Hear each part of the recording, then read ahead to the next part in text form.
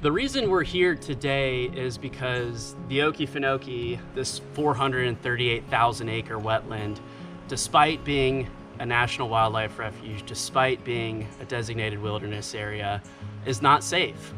Twin Pines Minerals, an Alabama-based mining company, is seeking to establish a titanium mine on the edge of the swamp. This is very problematic because mining would occur more or less right on the edge of the swamp, but also along an area known as the Trail Ridge, which ensures that not only is water stored within, but flows towards the swamp. So the fear is that should mining commence in this manner, it'll permanently damage the entire 438,000 acre Okefenokee swamp. So let's take a minute to talk about why the Okefenokee National Wildlife Refuge is so important. It's home to thousands of species of wildlife, everything from rare wood storks, sandhill cranes, all kinds of migratory birds and wading birds. It's also home to thousands of alligators, turtles, snakes, you name it.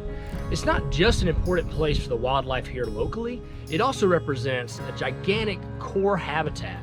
It would serve to connect wildlands from South Georgia, where we are here, all the way down through the Panhandle into the peninsula, out to the tip of southern Florida.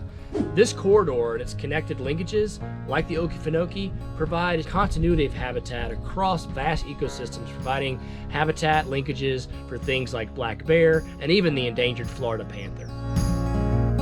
The Trail Ridge is actually an ancient sand dune, but should mining begin there, it'll destroy the integrity of that land, of the layers of soil that influence the flow of water in this place. And mining will also likely leach chemicals into the swamp, and it'll affect the water table, which is the reason why we have thousands of species here, why we have wading birds still, and why this place, like so many other wetlands, is still very rich in wildlife.